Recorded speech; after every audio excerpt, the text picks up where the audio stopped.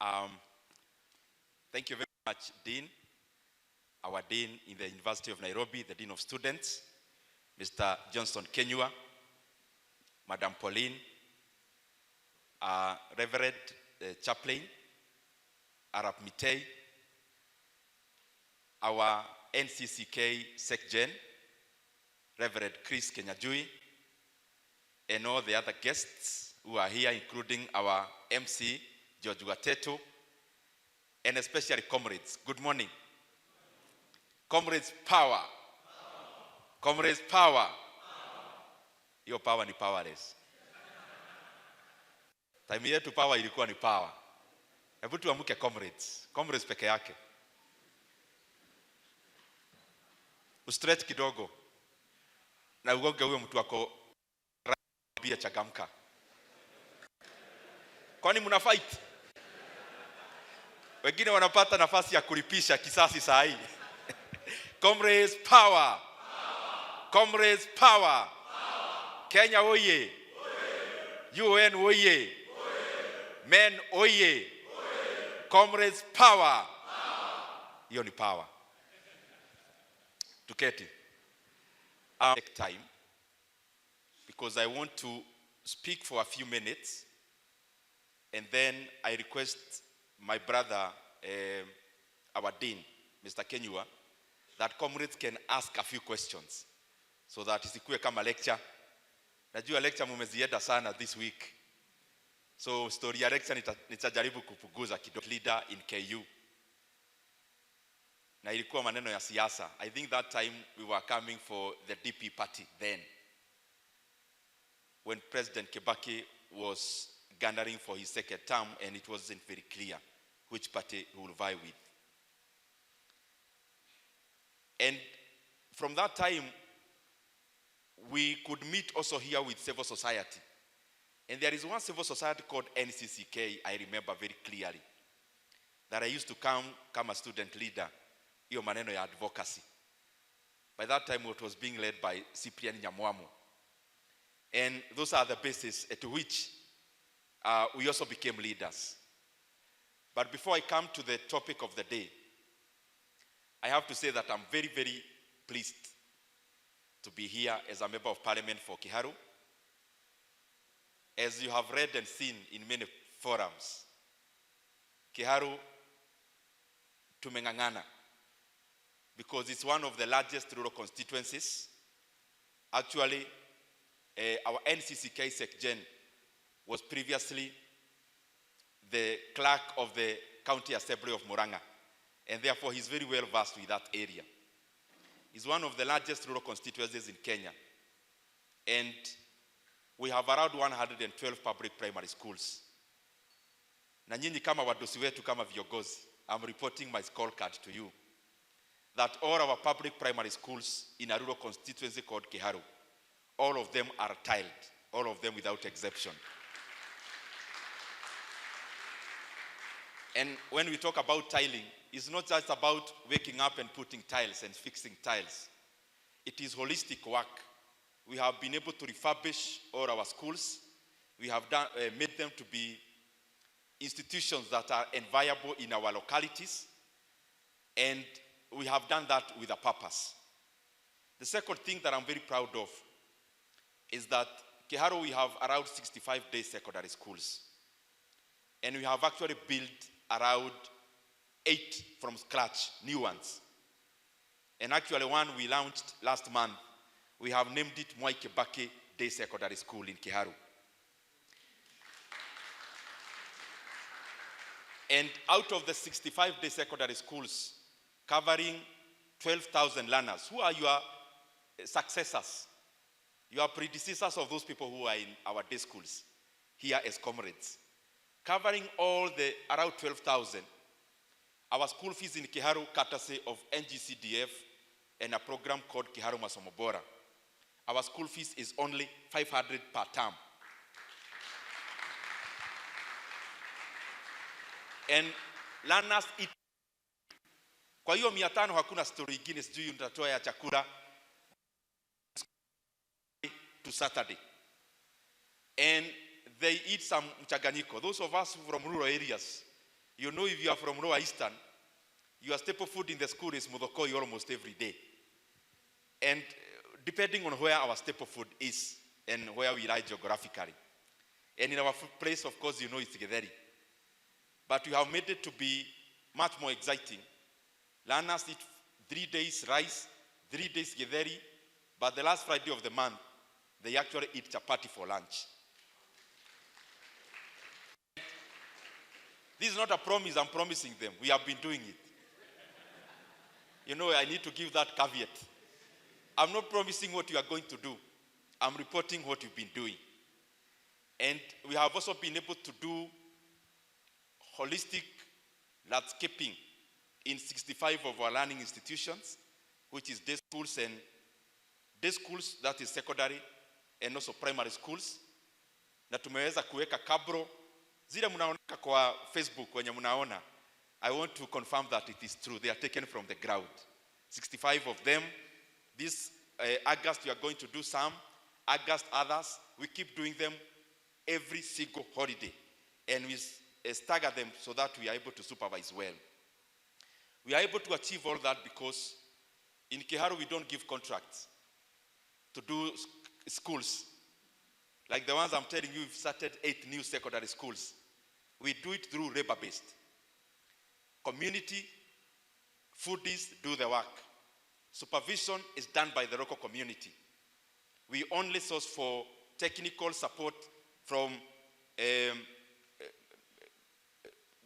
is a department of government called, this one for works, public works. We only get support, technical support from them, but the rest of the work is done by the local community. So that every shilling inabaki hapo kwa ground. And every utility of the money, none leaves again Kiharu to come to Nairobi. Hawezi toa pesa Nairobi upeleke Kiharu, alafu irudi Nairobi, either through taxes or through profits from the contractors. Now, coming to this hall today, and that's why I said I don't want to talk too much. When I joined KU, in my first year, I joined a club called KUESA, Kenyatta University Economic Students Association. And I actually became chairman of KUESA for the entire KU when I was in first year, in my second sem. And we used to organize those who were before us. There was a chairman called Karuga, was the chairman before I became chairman. And they used to organize these kind of forums. I was also in CU, but kiti ya nyuma. I was in CU, but not the front rows. Hizo zingine. And they also used to organize these kind of events. And I want to show you just one word from this kind of an event can shape your thinking all your life. So one time we had organized a career forum, which had been organized by KUESA, Kenyatta University Economic Students Association. And they had invited some gentlemen, I think from either PwC, PricewaterhouseCoopers, or Deloitte, one of the two. So this gentleman told us one thing. It may look very shallow, but I've always done it by default from listening that day. So this guy, he was talking about how you vile unavaa kama mwanaume. It doesn't seem like it's important for us in this hall, but it was a topic that was handled that day. And I am glad I was there. So they told us, as a man, when you wear a light trouser in terms of color, you then wear a darker shirt. I know mnajiuliza sasa huyu jamaa anatuambia story ya kuvaa. I'm just telling you what I had then and I've always practiced so that you see these kind of forums are never in vain. Nikatika hapo. Then they told us, you can't wear a suit and a sport shoe. And I've never done that since. Then they told us something else. I actually don't remember the name of the person who said it, but I remember what he said. Then he told us in terms of grooming as a man, the official wear. So hiyo story ya trouser ndio nimalize. Wakatuambia, then ukivaa trouser dark, you can't wear then with a dark top. You know, by that time, my mind was in the... Me, I used to think, to be smart, you wear a black trouser and a black shirt. So inakaa suti. That's what I used to think. My mind changed that day. Then in terms of grooming, of course, I'm discounting. There are some official colors like our NCCK, SecGen. There are some official colors which you have to wear based on your career. Then they told us one more thing. That men suits. This is something profound. Was so small, but it is shaped the first year. So they told us there are only 3 colors for men's suits. They told us that day. Blue, gray, and black. Then they told us you can take any shade from there, but it should not be too shouting. So they told us, okay, you can choose a suit. I'm talking about official wear. I'm not talking about artistic wear. So they told us if you are choosing blue and you are in corporate, don't choose a very blue. You know what I mean? There's some blue that really shouts. And then they told us, when you wear a suit that has no stripes or has no boxes, then, let me first finish here. So, nimesema suti ya mwanaume ni karas gani? I'm not saying what you should do. I'm saying what I had and have been doing since then. Blue, gray, black. Then they told us, don't choose shouting colors for official wear. And then the other thing, when you wear those kind of what I've mentioned, the shirt should always be bright. They told us you can't wear a blue suit with a dark blue shirt. So they told us the men, when you wear that way, then the shirt has always to be bright. It can be white, it can be light blue, it can be like pink, whatever. And then the ties. Wakatuambia, anytime you wear a shirt that is plain, then wear a tie that is a striped ama iko na maua kidogo. Naona wengine wanajiangalia kama wako sawa. And the same day they told us, when you wear a striped shirt iko na stripes, then don't wear a tie that is too flowery or striped. I've always done that to date. When you mumenote, sawa, maybe itawasaidia pahali kwa interview. So the reason I've said that is because many times we come to these kind of forums and we think we have wasted time as comrades. Because we bombard you with too much information, but maybe many times you don't communicate the basics. Can you imagine that day it was a full career day? Many people talked to us. I don't remember any other person what they said, but I remember those minute details, and they have shaped what I do to date. Now, let me go to men now. We are here as men from the University of Nairobi, the premier university in Kenya, which I'm also an alumni.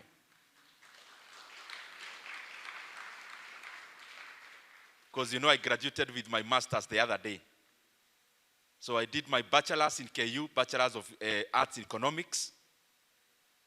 I came here, I think 2-3 years ago, and I went to KU around the same time.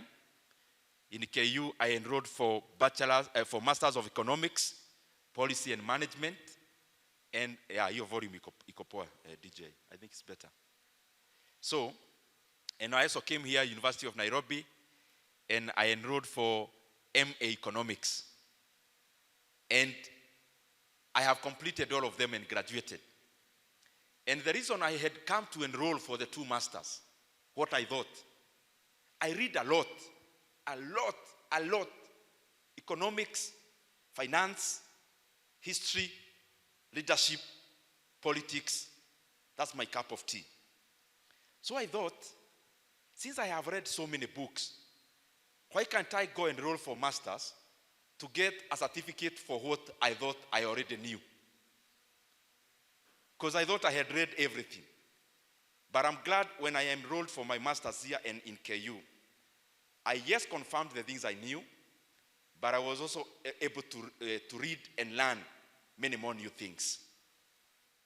And around the same time, I enrolled for a short course in the London School of Economics, which I have also finished. And next month, I'll be starting another executive certificate at Harvard University.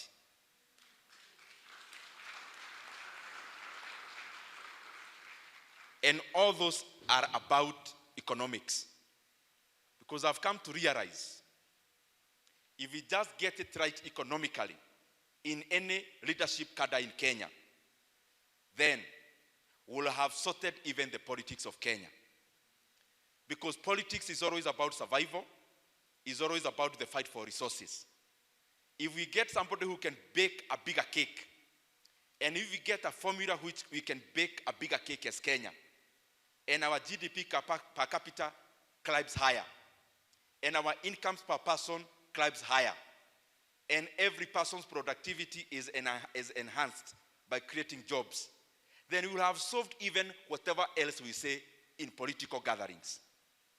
And that is the reason why it's a challenge to all of us as leaders that in our decision making, because they are too weighty, we make decisions not for ourselves and our homes. We make decisions about the destinies of so many people. Then it is our responsibility to make sure that the decisions we make are the best. And you only make the best decision by refining it every day, so that you keep on amending your conclusions. You keep on removing dogma from your decision making, so that your decision making can influence people in a better way and progresses our society. So, I'll give you this talk in a manner of some stories, because I don't want to be too academic. I have come to realize as a politician, as a businessman also, some of the things that cut across in whatever you are pursuing as a man, in whatever you are pursuing as a Kenyan, as a citizen of the world. And I want to challenge all of us here. As a man, strive to be accountable and dependable. Strive to be accountable and dependable. When you close school and you go home, you are still a baby at your home. That you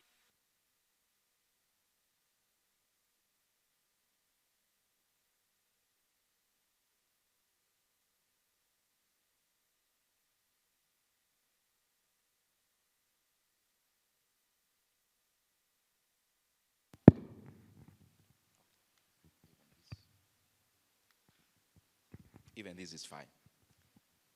That your parents or your guardians can't take a break because they have a baby at home and you are a comrade.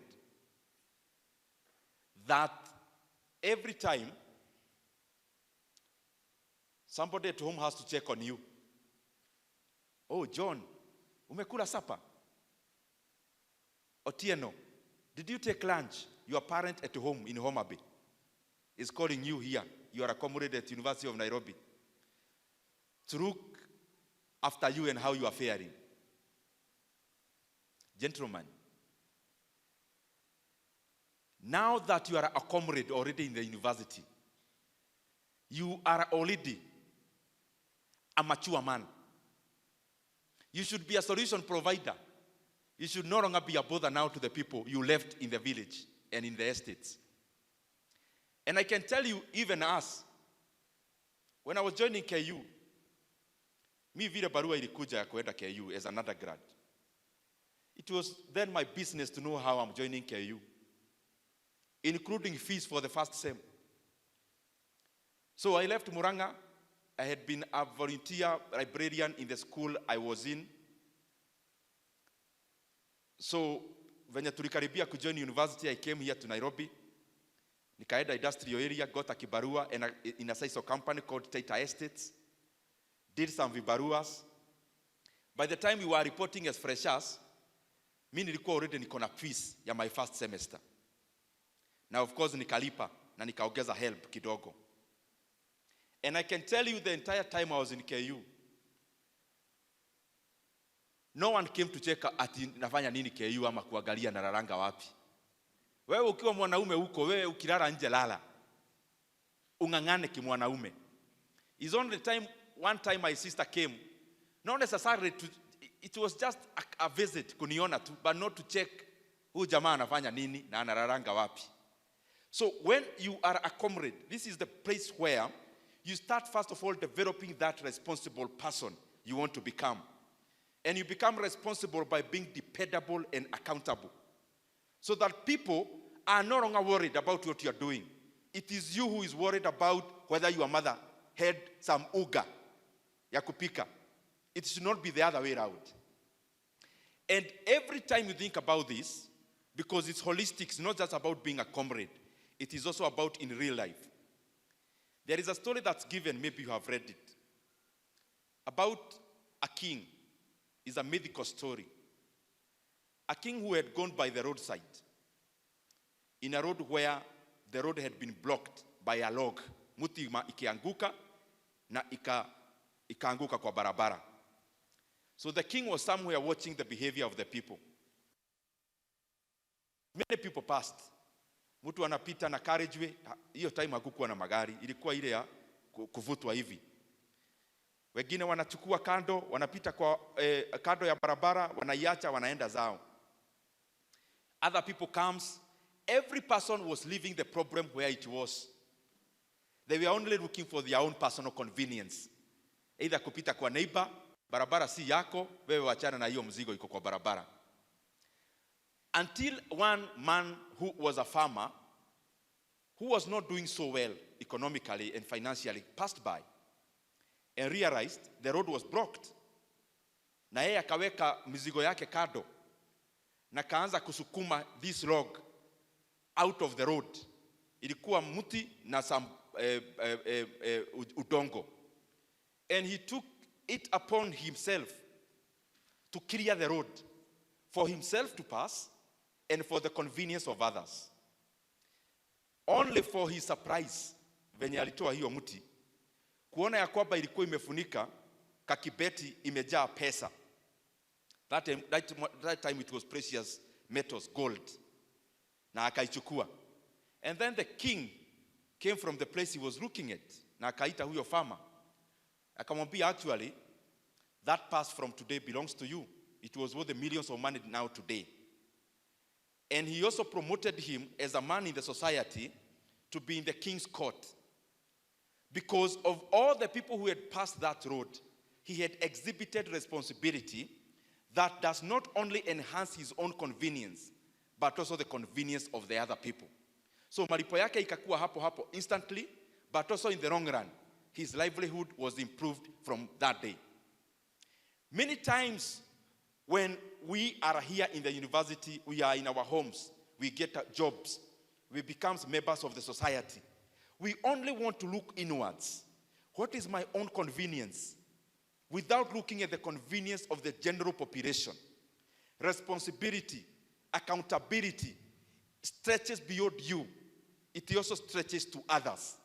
So that you can sleep late at night, not just thinking about you and your convenience, but also thinking about others, thinking about the world, thinking about Kenya.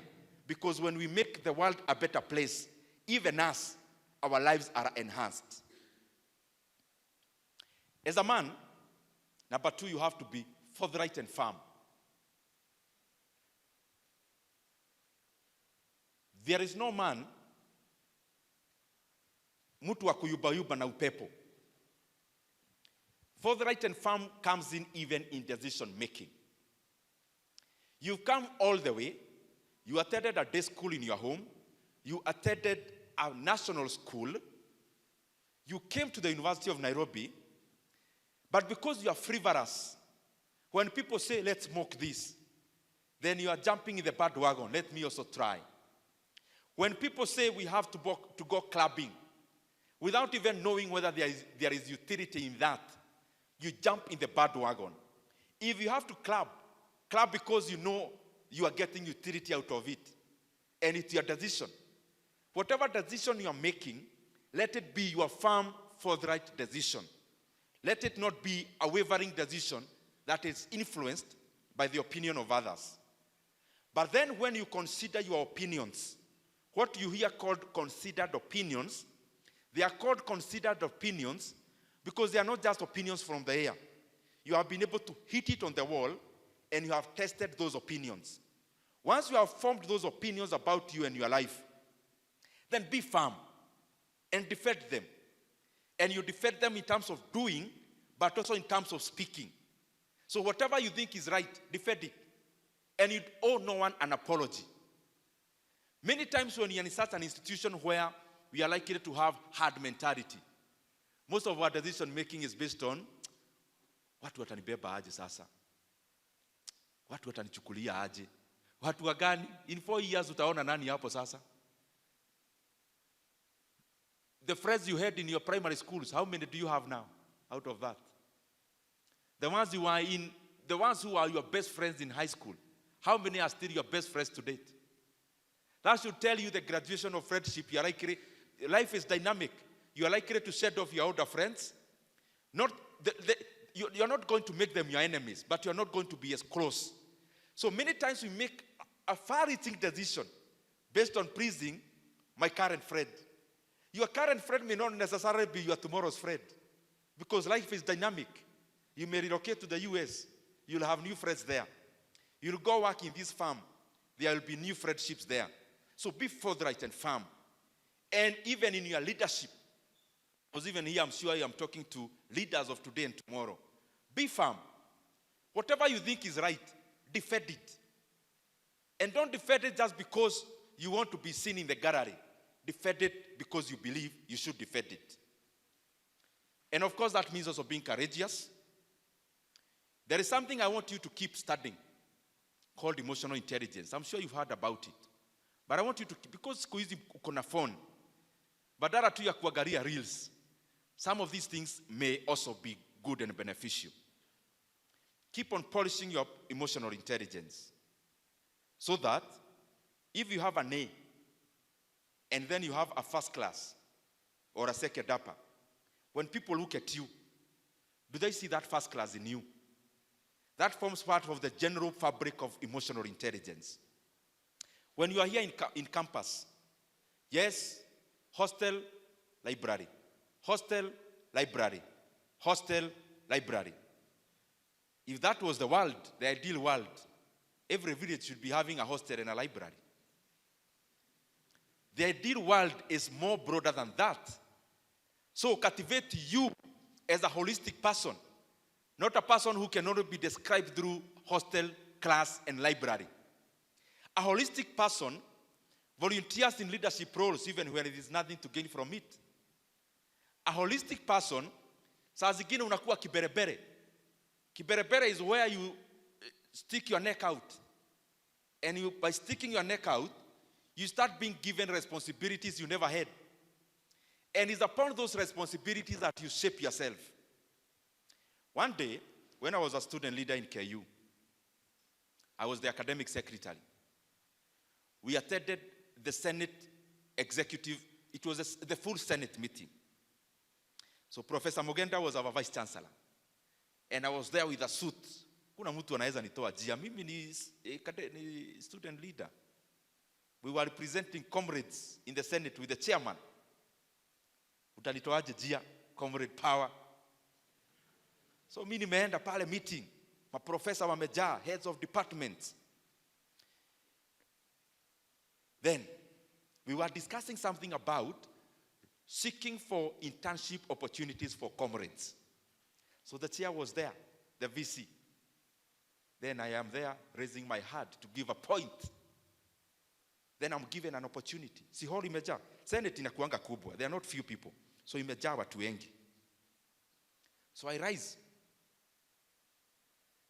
Naanza kusema story ya kutafutia comrades, internships. Then along, nikiwa katikati ya kupeana my brief speech, nikasahau chenye nilikuwa nasema. I was wishing the ground ipasuke inimeze because of embarrassment. You know, I'm telling you now, it doesn't seem like it's heavy. It is until it happens to you now. Uko mbele ya CU, ulikuwa unasema kitu, ukiwa katikati usahau. Na hall imejaa mko CU, ndio ulikuwa unaita preacher. Uko katikati, because you are so nervous. Uhang. I was so disappointed with myself. I was so embarrassed.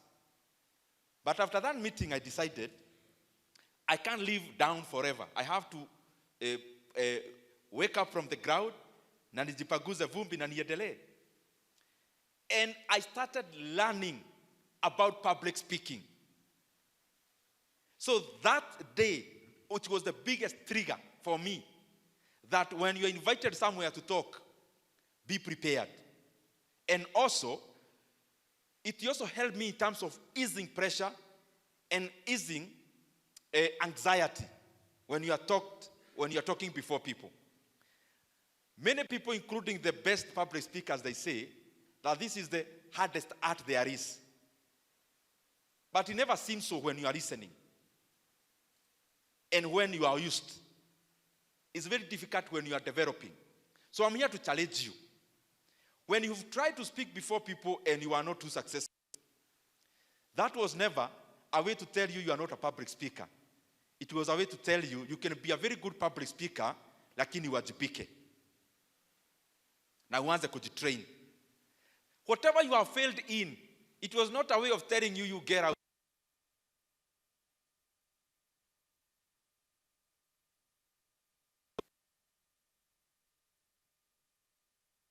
Out of that embarrassment, I can say, maybe out of the people who are in that hall, maybe after that, I have had a privilege to talk to more people than all the people who are in that hall that day. You get what I'm saying? So emotional public speaking is about how you harness your emotions. It's about your patience. It's about your facial expression. It's about everything else other than the grade you get that starts in for you. Some things are never by default. For example, when you watch somebody, let's say Xi Jinping, the president of China, and you watch Vladimir Putin, you never see them in a meeting, smiling unnecessarily, laughing. There is a way, even when you sit with that person, over time they have been able to harness themselves. They are banal. Banal meaning, when I'm speaking to you, nikiongea na wewe, I can learn so much about you without you uttering a word. Because I'm watching at you, ukiongea, I'm seeing more than you are speaking. Now those kind of leaders, and that's what I want you to be, have been able to harness themselves. They do not unnecessarily exhibit emotionalism, because emotionalism is a weakness. So when Vladimir Putin is doing a bilateral somewhere, you never see him laughing, forgetting, facial expressions. The same way he started, he says, even if you do something so funny, he'll grin a little bit and go back to default settings. Look at Xi Jinping. Every time, look at his photos, the ones you know, and all the TV's interviews you have ever seen him. Same facial expression. Why? You are representing over 1 billion people, Chinese people. You can no longer afford to be emotional, including not emotional in terms of doing, emotional even in exhibiting. So what I'm trying to say, start knowing yourself early, know your weakness, I can't speak before people. Start learning how to be a better person. Start seeing that or learning about yourself. You forget a lot when you're speaking to people. Hizo ni tu ujinga, uodoe. Ukipewa mic una shake. It doesn't tell you you throw the mic. It tells you start perfecting it, getting more opportunities, harnessing internal courage, and shedding off anxiety. Emotional intelligence is all that route. It's bigger than what I've said. Because of time, you read about it. It will help you, believe you me. Resilient. Resilient as a man. Hizi vitu unajua tunazisema hapa, zinakaa tu class. Tumezisikia hizi vitu from primary school. Hata high school tukasikia. Yani hata uni tunaongelewa story ya kuwa resilient. Maybe the reason they are repeated is because of how far-reaching they are. The most celebrated US president is called Abraham Lincoln. When you see Abraham Lincoln in the photo, what you see there is not only the former president of the US. You see resilience in a photo. In the Kenyan setup, a man vies for MCA, he doesn't win. He wins for MP, he doesn't win. He wins for Senate, he doesn't win. He vies for Senate, he doesn't win. He vies as a running mate to be vice president of the US.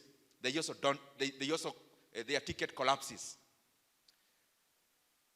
You know, saa zingine tukisema hizi vitu zinakaaga tu story. Hebu jiweke hapo kwa hizo shoes. You are a Kenyan, you vie for MCA, unaanguka.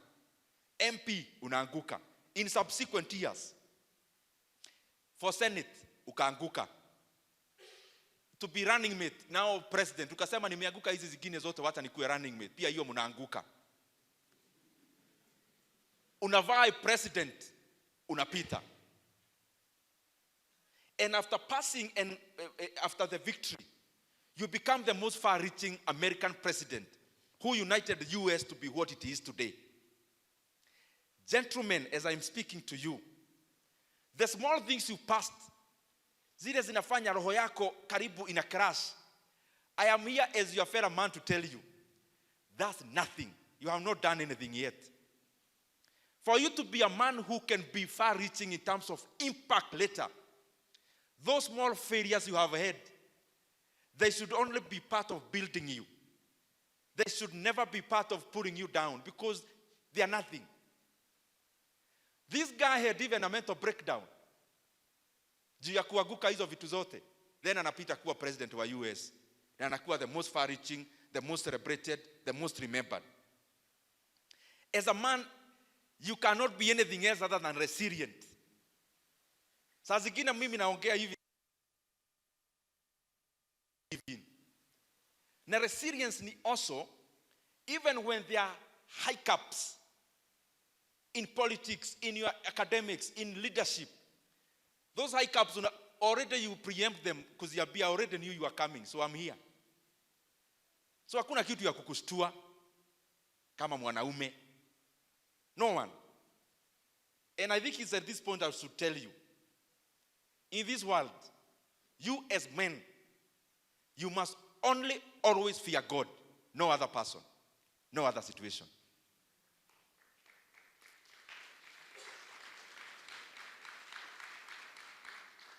Na mimi nawaambia kama mtu wako siasa. And I also want to tell you, I'm telling you what I practice. Mimi hii dunia siogopi binadamu yeyote. None. But I only fear God. Why? Hata huu jamaa unaogopa, hawezi manufacture hata oxygen yake ya 2 minutes. Unamuogopa juu ya nini sasa? Abiwe a manufacture oxygen yake. Hawezi. Then akuogopa kwa nini? You know, that gives you now, I'm not not talking about people. I'm talking about situations. A situation comes, sometimes you see, aki hii sasa imenigonga ile mbaya. But ile inakugogesha kwa ukuta, it's making you stronger and harder. Because you have better assignments ahead. And always realize even your friends and peers. Those people who live normal lives. No more. Oh, he went to nursery school. The best there was. Then we went to the best primary school there was, the best university there was. Akakombolewa hata nyumba outside campus, asiharibiwe huko. After that, akatoka, akatafutiwa job na mzazi wake. And in between, akapatizwa at the right time, akawekelewa mkono at the right time. Ukiangalia saa zingine most of the time, those normal, they also live normal lives. Me, I never came here to talk to you to live normal lives. Normal lives where you just go through the world, no one notices and you exit. No. As a comrade here, I came here to talk to you because you form the critical mass of people who should impact the world in a better way. And you can always do that when you are resilient. There is no storm that comes unaogopa. Unaifesi hivi. Either inapita ama mnapambana nayo. Unaniangaliaje? Comrades, power. Lastly, ndio niende kwa business and investments briefly.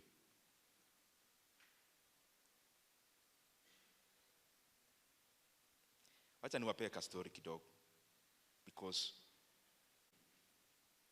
ambition ni usilive by chance. Unaona venye you just live by chance. Uko tu hapa UN ile itakuwa ikue. Una graduate, sawa tu niende nikang'ang'ane kama wale wengine. Right from here, you must start thinking about you, what you'll be in the next many years to come. Na story nawapea mimi ni real. Mimi nilitoka primary school hapo village, nikaenda high school hapo tu village. Huko high school nikashona viatu from first year. I was a cobbler kwa wale wanafunzi wengine. Because I needed pocket money. It was a boarding school, but almost a day school. You know those boarding schools that are almost a day school? That one. It had actually become boarding like 2 years before we joined. It was previously mixed, first of all mixed boys and girls, but also mixed in terms of day and boarding. So by the time I was joining, it had been made pure boarding. And it had been made pure, no, it was still, I think, mixed men and women. Boys and girls. So nikaigia hapo. Kaanza kushona viatu. Kwa lazima ningetafuta pocket money nikae kama wale wengine. Second form 2 kuanza kuoperate canteen ya hiyo shule. Ilikuwa inaitwa Kiabugi, tukagoma sana ikabadilishwa ikaitwa St. Paul's.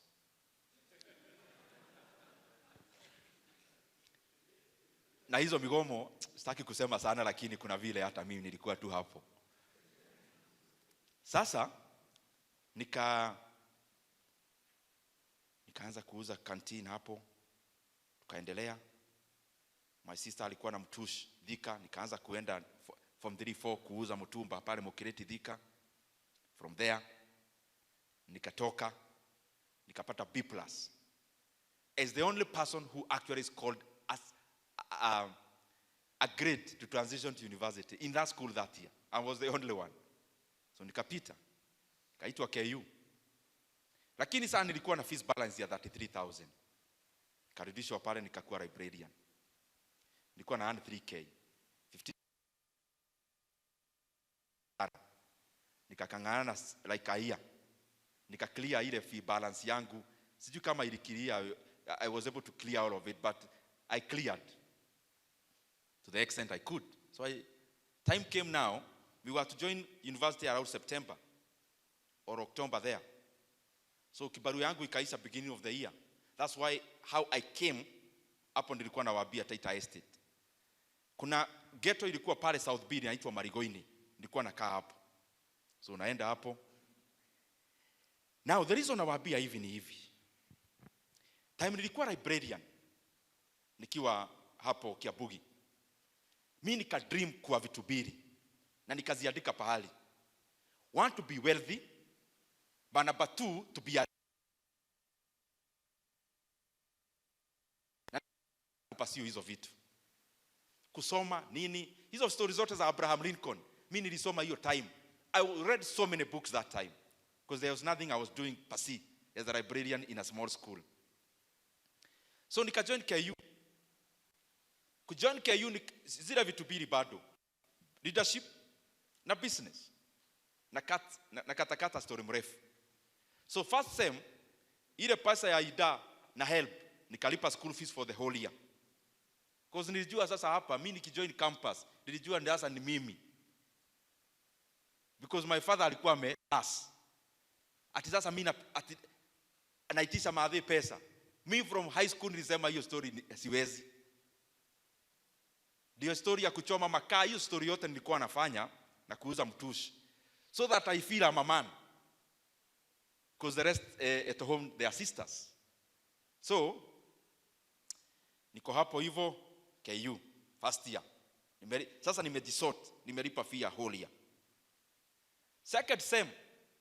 Kwanza hii first sem uberebere tu kuesa nimeingia huko nikakuwa rep. Class zetu niko class rep. Na class rep pia niliingia by default. Because my sister alikuwa amefanya wedding. Sasa hii wedding nikabaiwa suit ya green. Ya kusimamia my sister akifanya wedding. So mimi nikiwa class na suti, my lecturer, maybe he's watching, we still talk to date. Alikuwa anaitwa Mr. Kenya Jui, my lecturer wangu KU. So unajua vile lecturer anaigianga, anasema you know classes hapa university mna need class rep. Akasema, "Where you young man with a suit, you look like a class rep." That's how I became a class rep, because of my green suit. So berebere nikakuwa class rep hapo, sijui nini. So second sem is where many things happen. So niko second sem, mimi nikaenda KM. Najua mnaendaga KU. Lakini siju ya kusoma, najua why you go there. So mnajua Nyayo na KM naijua. So nikaenda hapo nikaanza ka hoteli. Sasa help ya second sem. Jamaa rafiki yangu maybe ana watch, ako UK anaitwa Wamwere. Nikamkopa help yake. Tukaenda Gikoba. Tukanunua masufuria. Sasa second sem unajua ni next year sasa. Inaanzaga hapa mwaka ikianza. So mimi na Wamwere tumeenda Gikoba tumenunua masufuria. Sasa kwenda kwa hoteli yangu Vatican Cafe. Ndio tulikuwa tunaita. Juu kulikuwa na Baghdad hapo KM, so nikaona Vatican watu wataipenda juu ya sentimental value. So nikachukua Wamwere tukaenda Kikosh. Lakini kufika Nairobi tunaulizana na Wamwere, kwani siku hizi Nairobi kuna uniform? Majamaa wamevaa black na kuna so many red Nairobi. Sisi tukasema wewe tununue sufuria tuachane na hii story. Kuchukua sufuria Gikoba, kufika town ndio tuende ile stage ya KU. Iko karibu Rudhuri. Wamwera akaniambia ako na girlfriend. Kwanza nikashangaa huyu jamaa ako class ya juu aje. First year ako na girlfriend. Nikajua hii ni dynasty. Kupe hasra ni mimi peke yangu hapa. Na mic nyingine inakaa hivi. So utoe hiyo udungu. Wamwera akaniambia niko na girlfriend Rudhuri Avenue. Tupite hapo tukimsalimia. Tukapita hapo tumebeba masufuria. Inadugio wapi? Dem alikuwa anauza phone accessories. Inadugio hapa. Nikaona anatuongelesha kama hatujui, nikashindwa. Kwani Wamwera anajiforce kwa huyu msichana?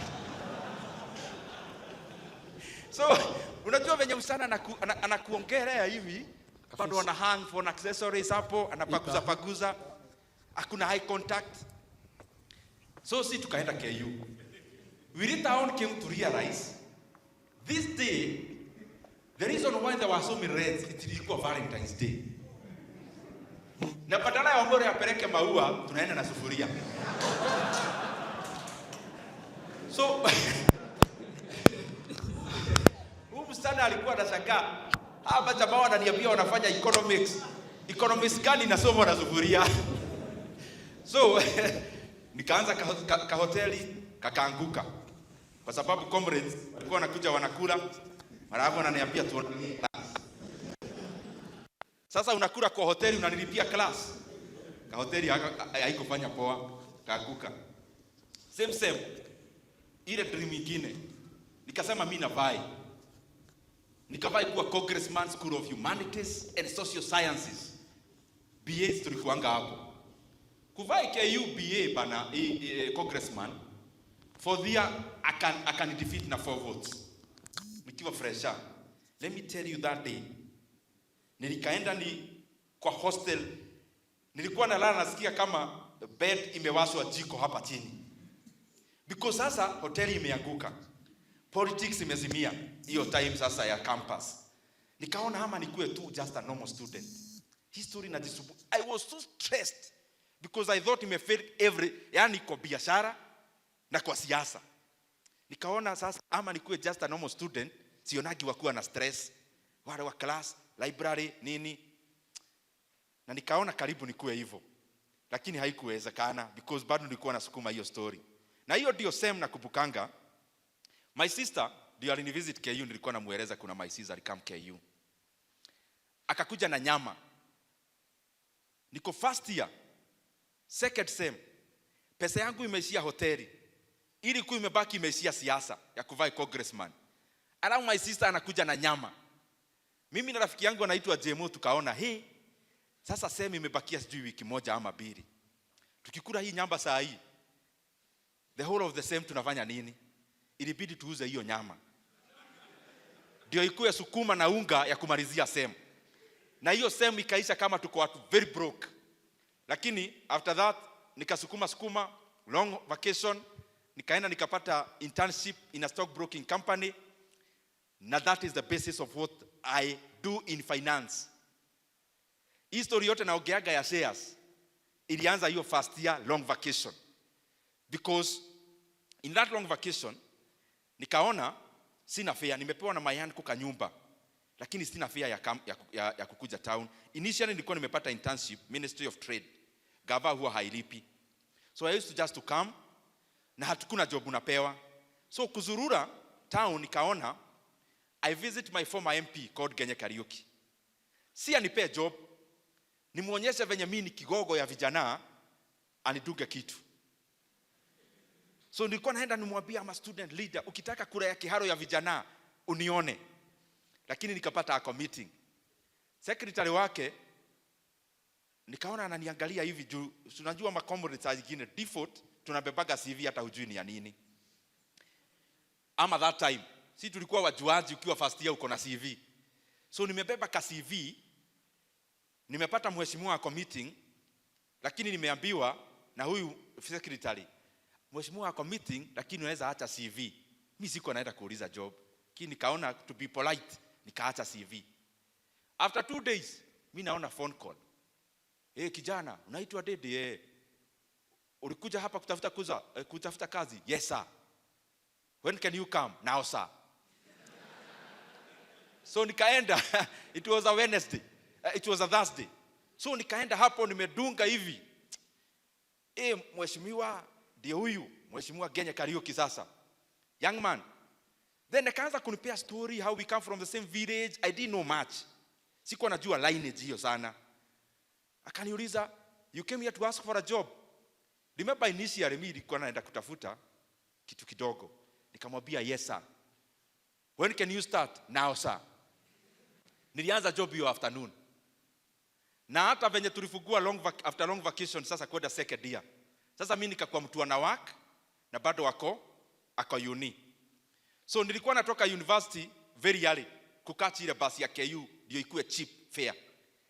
Alafu na leave office nikiwa late, nikiwa wa mwisho.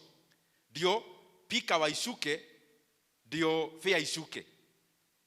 Sasa juu ya kukuja kazi mapema juu ya fare na kuenda KU very late juu ya fare, kampuni ikafikiria I am the most hardworking employee. So that year ikiisha, kukakuwa kuna peanwa ile employee of the year award. Nikapewa na nikapewa 50k. Juu ya fare, si ati juu ya job. So what I'm just trying to, hiyo ka story nimewapea, you pick whatever you want to pick. And from there, no one paid my school fees. Not from there, any school fees from when nilitoka high school. No one paid 1 shilling. Hiyo time hakukuwa bursaries. Nikungangana huku kimwanaume. And something kept pushing you or pushing me. Because nilikuwa mjuaji, nikapata student leadership, nini. My heart, I could never feel a bursary form at zile za university. Because I was feeling like I don't deserve to get. So after that second sem ya second year nikavai mpaka kwenye tuko graduating. Nikaambia my mother wenye walikuja hapo graduation ceremony yangu, nikawaambia waniobe nisipate job, because I knew the best way or the most efficient way to trap me was to get a job. Nikawaambia mkienda muniobe ndio nisipate kazi, ndio nisipate. Najua mnafikiria na make mistake, si mistake. Sikuwaambia waniobe nipate job, niliwaambia waniobe nisipate kazi. Hebu sema nisipate kazi. Najua hata hutaki kusema juu unataka job. So, comrades, when you set out to do something, then even when the others are so strong against it, I remember even that time after graduating, naona marafiki wangu, huyu amepata job Equity, asachukua kalona kona gari, huyu mwingine amepata job PWC, nikaona ama nianze kuuliza job. Just imagine if I asked for that job then, nipate kazi Equity, ningekuwa wapi saa hii? Ama the other place. I'm not saying it's not a good employer. I'm just saying it would have been better for me to aim to be an owner of Equity, but not to be an employee of Equity. And I was seeking to be a business owner, to be an employer. I was not seeking, 1 minute, to be somebody's employee. So when you set about to do something, ungangane huku Nairobi kimwanaume. Ungangane, saa zingine unaona kabisa, hey, convenience is that, let me just get a job, live a normal life. Please don't. If you are in medicine, au watu wote wako kwa hospitali ya kina Metropolitan. He's a man from my village. Ni watu wako na damu kama yako. When you dream at your dreamest of the dream, ni kupata kazi Absa, kupata job Equity Bank, which is now the largest bank in Kenya. My friends, Equity Bank ilianzishwa na mtu kaa wewe. So, even when you are getting a job ukiwa comrade, hiyo tu ni ya kukusaidia kuona how companies are run. It should not be an aid to itself.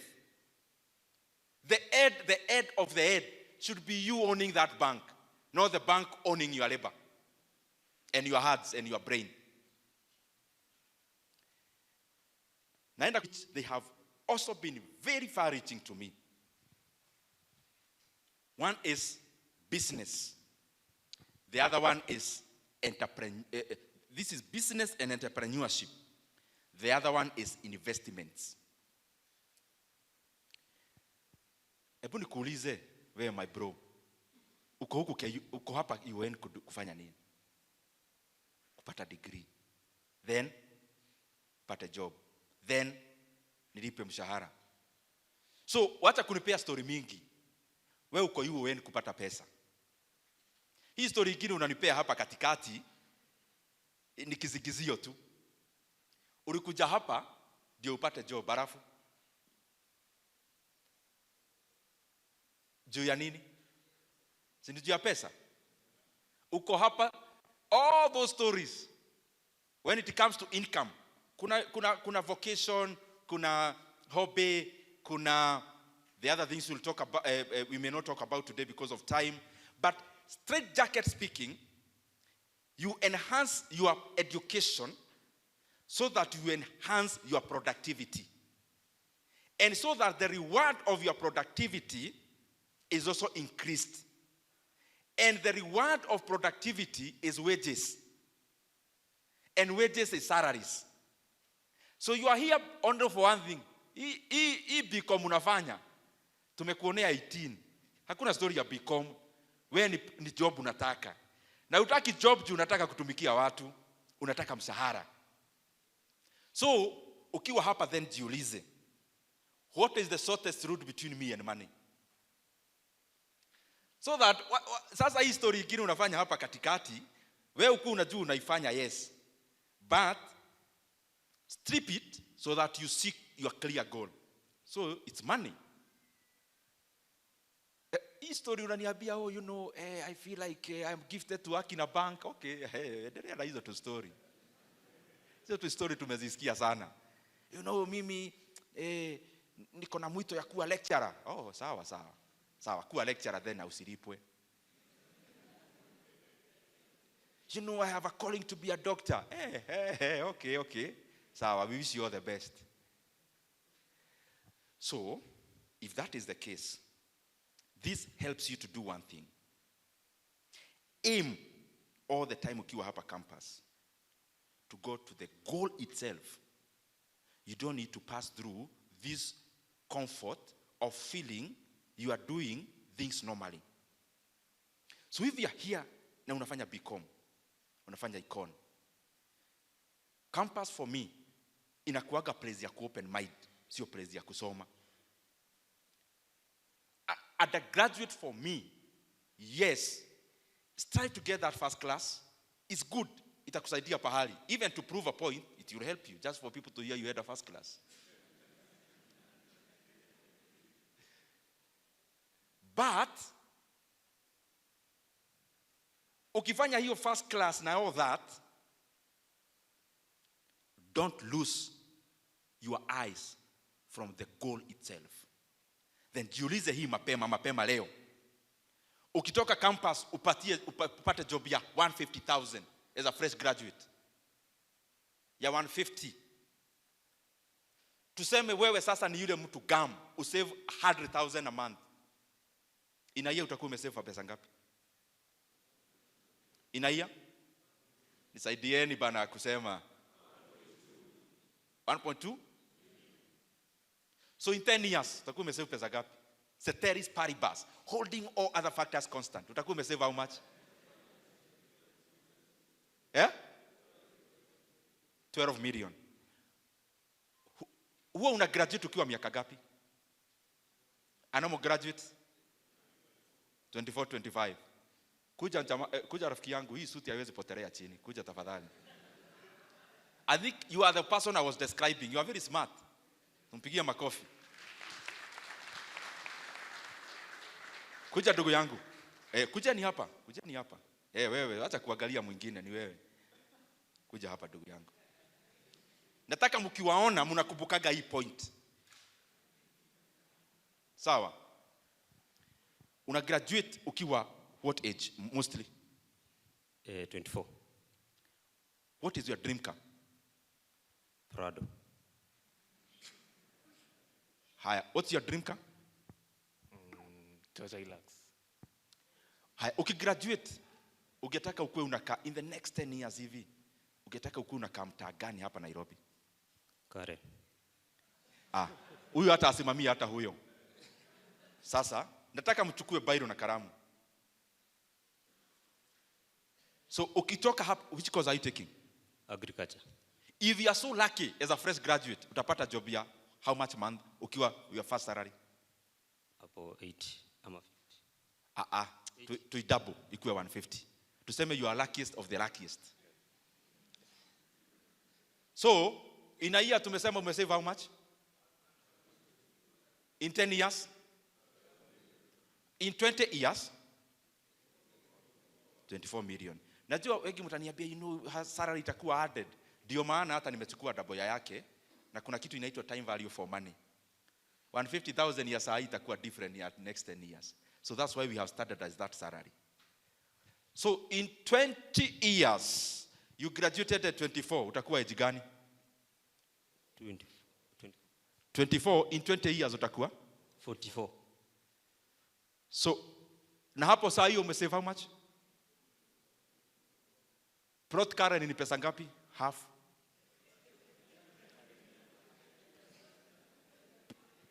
Plot ya Karen, give it 40 million for half an acre. So wacha kwanza tutoke huko. Wacha kwanza tuende Kahawa Sukari. Kahawa Sukari plot ni 15 million Sahi. So that time, as you increase the salary, remember also the land will be increasing. That's why we are working with the present value of the salary. So Prado ni how much? Ipatie 10. 10 plus 15 ile ya plot Kahawa Sukari. So in 44 years, You'll have a plot in Kahawasukari and a Prado, but the plot you'll have no house. Is that the kind of life you want to live? So, I have called them here, mukue munawakubuka. Supposing my brother here amepata job. Apata your job the best. So he'll be driving in the next 2 years after graduating. So he'll be salivating because a fresh graduate is driving. Tuseme my brother here aseme staki hiyo job, mi nangangana. Aingie kwa biashara ianze zero. The first 1 year anapata tu ya kulipa rent. By the 4th year ame break the glass ceiling. And in the 5th year already ashatengeneza 50 million. So many times we want this convenience ya kuwa normal, doing things normally. But then you are 44, a plot and a Prado, na tumeweka life yake constant. Hana school fees analipia mtu, hana nothing, na ana save kama kabisa mtu anapenda pesa. Because mtu wa 150,000 saving 100,000 is almost an impossibility. Kaeni chini. I called you for image, mkue munakubuka. Wapigieni makofi. So ukiwa campus, don't tell me you are not a businessman. Businessmen kwani uzaliwaje? Don't tell me, the world has a space for everyone. We need people in the offices. Exactly the point. That's why you are in this forum. All the people in this forum, they came because they can be business people. How wakuajiriwa wacha wakue wenye hawako hapa. And I wish like half of us here, in many years to come, will have refused to get jobs and will have taken over the idea of having businesses, and you'll be running businesses and employing people. Now, start with the idea as a business. Idea must be something you love, something you always feel like you're in vacation doing, because remember, you are still living even when you're doing business. So, usivumilie kufanya biashara. You know the way unaweza ajiriwa kufanya job, ukiamuka tu hivi, your heart is sinking. Even in business, stop just doing it for money, because you not do it with passion. Start with an idea which you are passionate about, but differentiate between passion and hobby. So that you don't chase a hobby thinking you are chasing a business idea. That passion has to have market. If your hobby, your passion has no market, you are in delusion.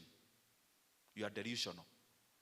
And I want to tell you this because with all much respect, Kenya, for example, let's say wewe ni muibaji.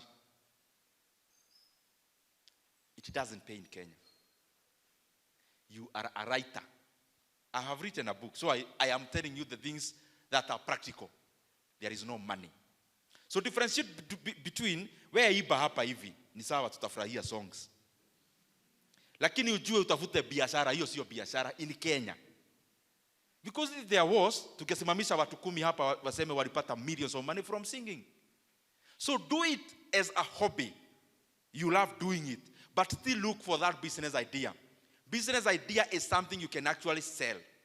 And as you do that, look for something you can make a product which people can buy to use. They will not be buying to sympathize with you.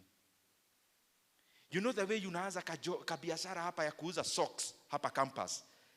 You are begging your classmates, you are appealing to their sympathy to buy your products. That's not a business. Hiyo ni kusubua watu. You know the way you are a lady, unauzaga bags, na uko chama. Ukifika chama, people can't breathe. You are bulldozing selling bags to them. They buy to please you. That's not a business. That's coercion. I'm not talking about coercion and sympathy related. Look for a business where you can make a product that actually people buy. And after you do that, structure it. Whatever small you start as a business, structure it. Structure it by keeping books of account. Hata kama ni kwa Excel. So that later on you can commercialize that. Because after you do that, you already have a product, whatever. It can be a service or a real product. As you sell it, maybe you are CPAK and you are BCom, useme, mimi staki job, naanza my own farm. So from day one, the first client, keep books of account. Later on, scale. For you to be very wealthy, you have to scale your business. You have to. When you have a business where you only sell with your own mouth, that can only sustain you to live. It can't make you wealthy. Wealth is created out of scalability. You can scale the product. Scaling means you can do it in mass. It can serve many more people. And after that, think about financing. Na uko na kabiashara, ulikuwa unauza phone accessories, na ulianza kufanya ukiwa campus, kamekuwa kakubwa, umeenda China, ukaona you can actually start assembling here in Kenya. You've actually started, but you need some boost of money. So which are the sources of money? Somebody to give you, bank to lend you. Those are the ones we know. So I'm not talking about the ones you know. I'm talking the ones we rarely explore. If you just Google now, later on your free time, you realize Kenya had billions of money last year coming into Kenya on something called private equity. Then you wonder, who are these people? Private equity is this. You have a phone company, an accessory company. You've upgraded, now you are doing assembly. But for you to scale, you need 20 million shillings. You own 100% of your business. So you call somebody with a buyer on 20 million shillings. They come into your business. You give them 25% of that business. If you give them 25% of that business, and they have given you 20 million, 20 million, you can now bring it down. It can be 2 million, 1,500,000. I'm just using it for simplicity's sake. It means your business from there is valued at 80 million shillings. Because if somebody gave you 20 million, and you give them a quarter of the business, it therefore means the entire business is valued at 80 million. So you buy the machines and you scale further. But you realize Kenya is becoming small. You want to expand to the region. So you need to expand even bigger machinery, bigger equipment. So you source in somebody with 50 million shillings. That person with 50 million shillings comes in, and you give them 10% of the business because it has already grown. Remember, you had already given somebody 20%, 25%. You've given another 10%. But this 10%, because the company is already grown, you took 50 million for 10%. So the entire business is now valued at 500 million. So your remaining 65% is worth much more than when you had the 100% of that business. And if you took a loan. So think beyond traditional ways of financing. Because I have never seen a company that has excelled through loans. None. Facebook was venture capital. Tesla, venture capital. PayPal, venture capital. All of Meta, which is now Facebook, Nvidia, which is one of the largest companies in the world. Venture capital and PE. So you continue now owning less percentage, but of a bigger value. So as you do business, have that at the back of your mind all the time. All the time, let it be in the back of your mind. That you are not creating a kiosk. You are creating a behemoth of a company. Let it always ring in your mind. That for you to get into billions, you can't do it through a kiosk. You have to expand beyond there. Beyond subsistence. You can't do it through subsistence. You know the business you do because uko na pahali ya kwenda asubuhi? No. That's not why you came to the UON. You came here to do bigger things. And as you do all that, kama hiyo story nawapia a percentage. And I keep repeating here, I want to repeat to you. Mnaona Equity Bank. Walitengeneza profit ya 75.5 billion Kenya shillings last financial year. Equity ni ya nani? Ni ya nani? Ebu shout. Shout better. I think I'll send him this clip. Shout better. Who owns Equity Bank? Now listen here, guys. He owns 5% of Equity Bank. But all of us know ni ya nani? He owns 5%. Institutional investors are larger than him. He is the single largest individual shareholder, yes? But there are many more companies which own Equity Bank bigger stake than him. But look at it this way. They made 75 billion in net profits. So they're paying dividend of 22 billion shillings to shareholders. So what is 5% of 22 billion? No.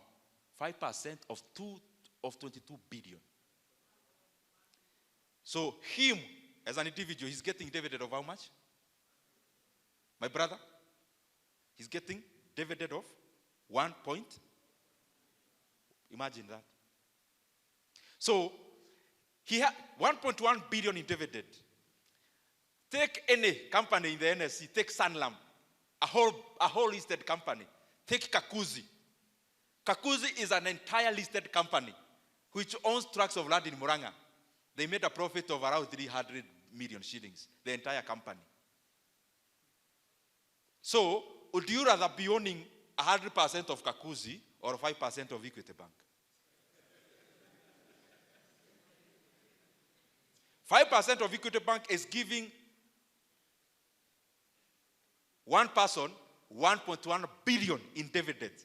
And remember, sitahesabu ile ameritain. If you just do the profit, 5% of 7.5 billion is how much? 5% of 75.5 billion. Can you imagine? So his 5% only made a profit of 3.75 billion shillings. So always have that at the back of your mind. If you combine all agricultural companies in Kenya, Kapchorwa Tea, Rimuru Tea, Kakuzi, Sasini, all combined, their 1 year profit is less than the profit James Mwagi, who owns 5% of Equity Bank, is getting in dividend as a single shareholder. So, what I'm saying, if you want, you can still keep your 100% of your business and keep earning less. But I don't think that is a wise thing to do. The last thing is investments. Investments.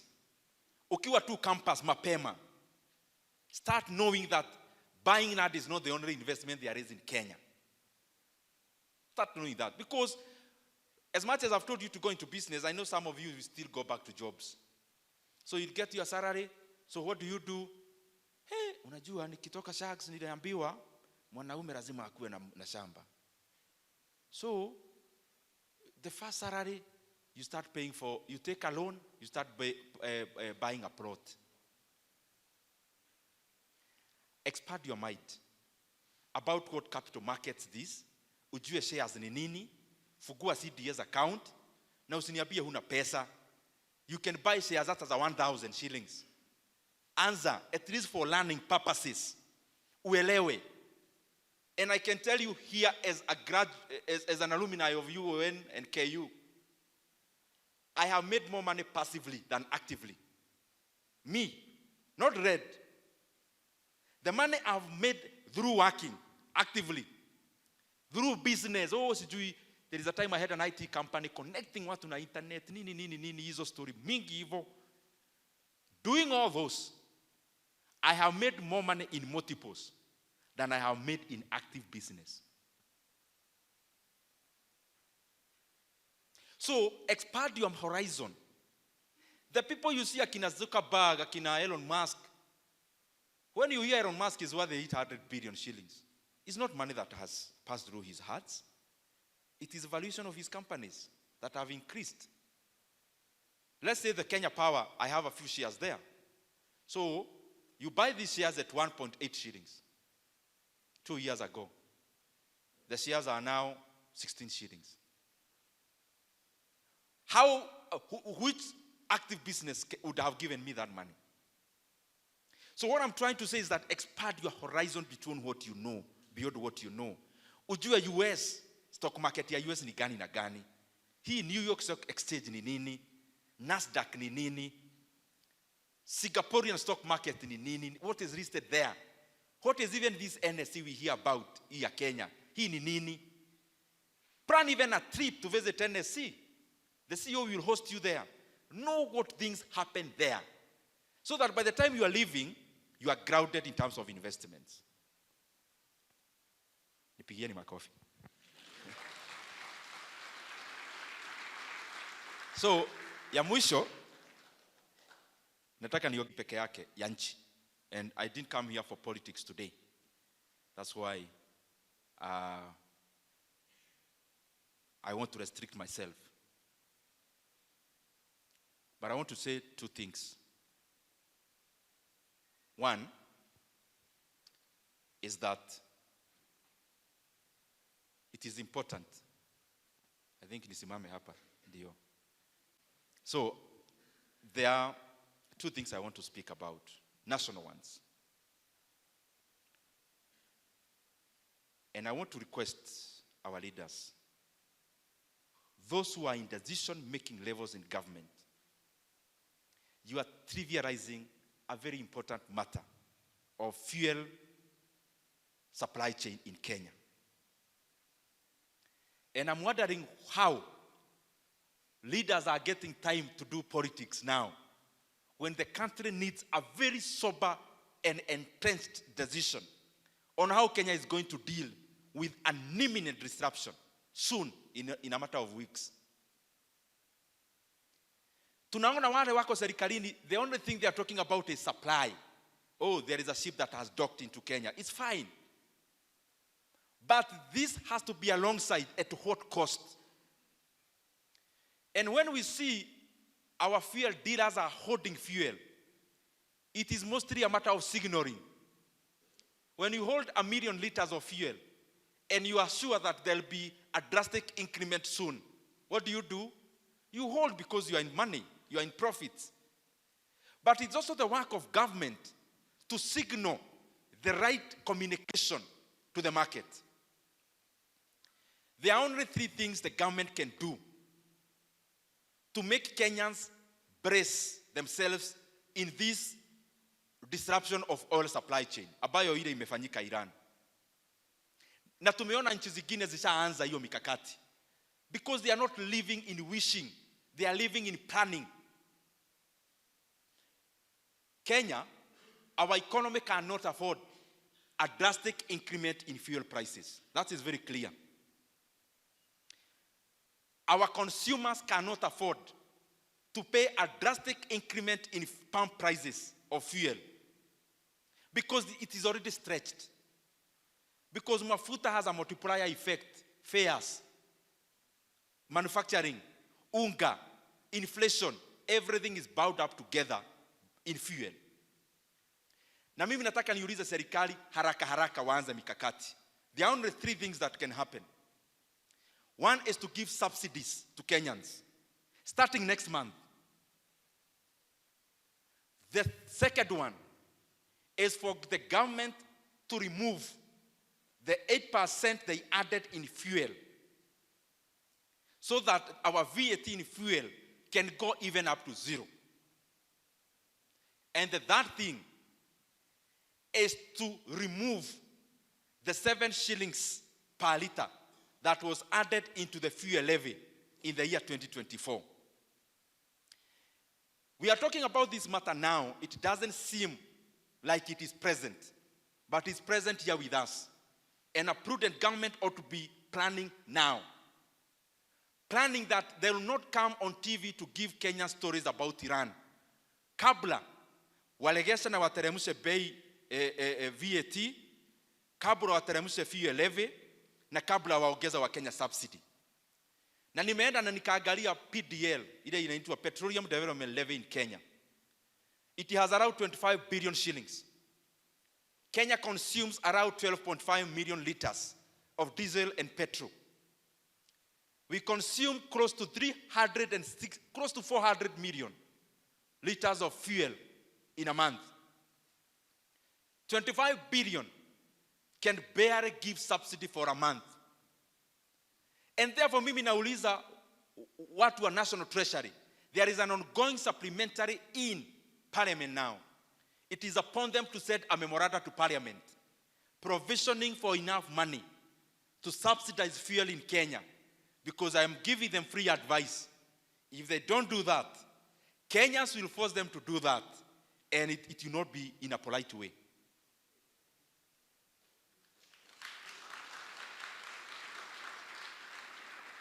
So mimi nawauliza, mambo ya mafuta, serikali mapema mufanye kama serikali zingine za ulimwengu. Nchi ambayo haitoi mafuta, ile kitu unafanya ni kuangalia levies and taxes na kupeana subsidy. Kwa sababu serikali isikae pahali ijaribu kuimagine ya kwamba Kenyans shoulder fuel increment without government doing something about it to ameliorate the matter. So lazima, na ni mapema, tunasema mapema kwa sababu muda iko, at least a week or two. Wale wako serikalini mapema, mjue ya kwamba Wakenya wanatumia 12.5 million liters of fuel daily. Around 400 million liters of fuel, diesel and petrol per month. The Petroleum Development Levy collection, ambayo ni ya stabilization of fuel in Kenya, kwa sasa iko na bilioni 25 peke yake. Ukiangalia ya kwamba ulimwengu disruption ya mafuta vile imeenda, inaonyesha ya kwamba this 25 billion can only cover like just 1 month of subsidy.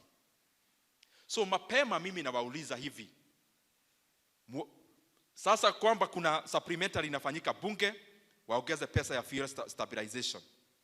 But the second thing, vile tu waliongeza bei ya mafuta kupitia kodi, sasa wakati imefika ya Kenya kupeleka chini VAT ya mafuta.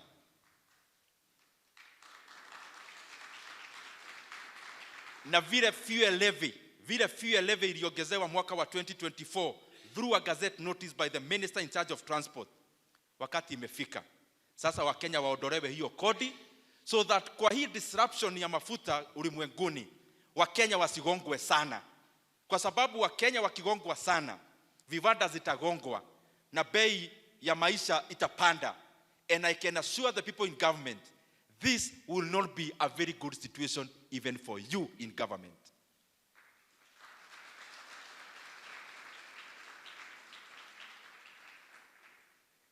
Ya mwisho, Kenyans, we have an obligation, all of us. We can't keep, as comrades here, you have your right to complain when things don't go right, is it? But we also must do something about it as Kenyans. And now there is a process ambayo inaendelea Kenya ya kuchukua kura. Na vijana wa Kenya wamekuja na program ya Niko Kadi. Mimi nauliza hawa watu wako serikalini, because we've been there and we know.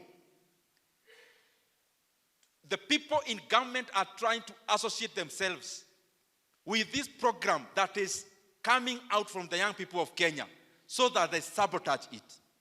And I want to tell them, it will not be possible to sabotage the Niko Kadi program ya vijana wa Kenya.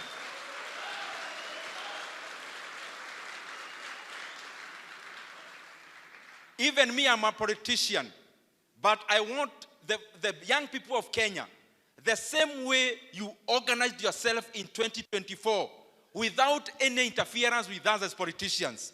Even Niko Kadi, wale wako serikalini, tafadhali, hata kama tunaiba kitu ingine yeyote, tusiibe mfumo ya vijana ya Niko Kadi.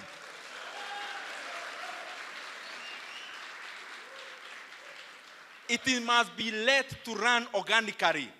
And the young people of Kenya, don't be distracted. Please, do not be distracted. Wacha tuulizane maswali huko bere, kama wa vijana wote wa Kenya wako na the voters card, wako registered, na wanajihami vizuri kufanya ile wanataka kufanya next year. Na mimi nikiangalia naona kile mnataka kufanya. Vijana oye! Kenya oye! So, please, from here and the University of Nairobi, comrades wanasema, you guys in government, the Niko Kadi campaign is an organic program by the young people of Kenya. And the young people in Kenya are telling those in government, Please keep off from stealing the idea. Keep off from sabotaging the idea. Keep off from branding the idea. It is an organic program from the young people of Kenya. Wewe kama unataka story yako, anza yako.